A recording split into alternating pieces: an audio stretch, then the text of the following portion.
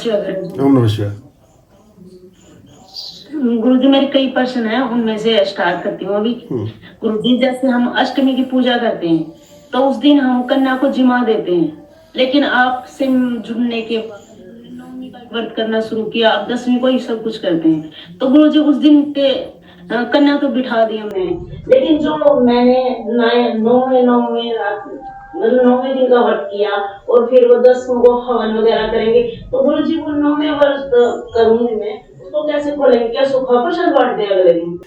सूखा प्रसाद ही बांट सकते हो। आप एक काम भी कर सकते हो, आप अष्टमी की तिथि को अपने बाकी औपचारिकता पूरी कर लो, क्योंकि किसी भी बड़े विधान को समझने में बड़ा टाइम लगता है। अभी तो घर के लोगों को समझाते फिर वो पता नहीं कौन से गुरुजी पकड़ लिए। अभी तो हमारी पीढ़ियां बीत गई, हमारी दादी जी से लेकर अब तक हम अष्टमी में कर दिए, पता नहीं कौन से गुरुजी आए हैं, ये अब तुम्हें 10वीं बता रहे हैं। अब वो फिर पीढ़ी नहीं बीतती, फिर दादी से पोती तक पाठ करने की जरूरत नहीं पड़ती, फिर पाठ और धन्यवाद के होते हैं। अभी तो डिमांड ही नहीं पूरी, दादी जी की डिमांड पूरी हुई ना पोती जी की डिमांड पूरी हुई, कब तक करते रहोगे? तो ये तो मैंने आपको एक सही विधान बताया।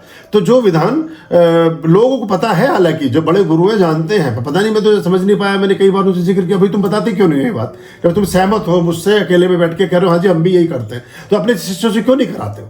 तो बोले जी इनकी सारी समस्या खत्म हो जाएंगे तो ये हमें क्यों पूछेंगे? तो मैंने समस्या में रखना चाहते हो क्या?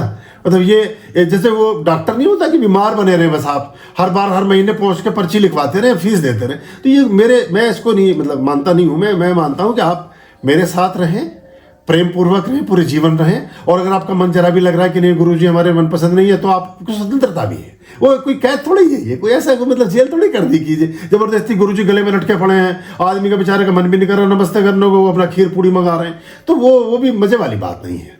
तो वो अच्छा रहता है, हम इतनी स्वतंत्रता के रिश्ते को जीते थे तो उसमें ग्रेस आता है और वो अच्छा लगता है। तो वो ये आप, इसका नाम है नवरात्रि, सप्तरात्रि नहीं है।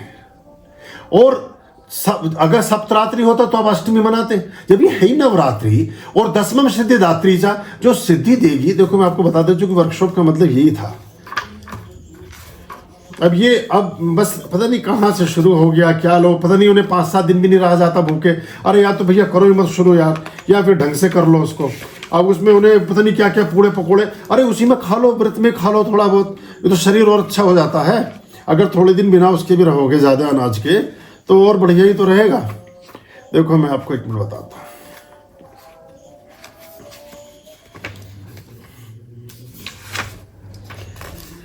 सप्तम काल रात्रि थी, महागौरी थी चाष्टमम।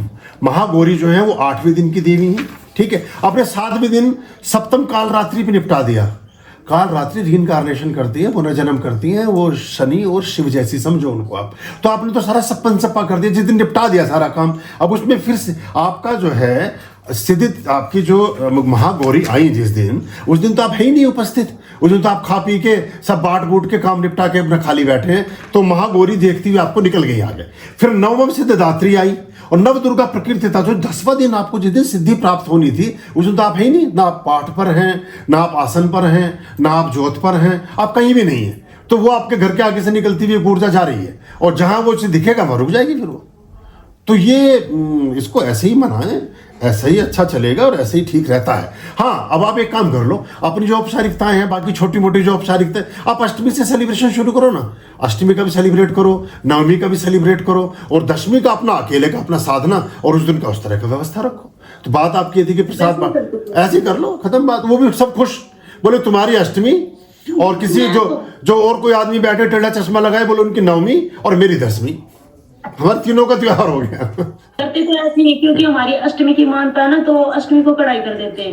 तो फिर मैं मना तो सकती नहीं किसी को। हाँ। मैं तो जो करती हूँ, आपको आपने बताया हुआ वैसा ही करती हूँ। हाँ, ठीक तो ये हो जाता है। ठीक है। आर्यं शरणं शुभमस्तु, संभव करणं हरमस्तु, देवं वर्णं कर्मस्तु, पापं चरणं परमस्तु, पापं धर्मं मर्मस्तु, तारं धर्मं धर्मस्तु, हृदयं बीजं धर्मस्तु, शोकं दुःखं हरमस्तु, शोकं दुःखं हरमस्तु।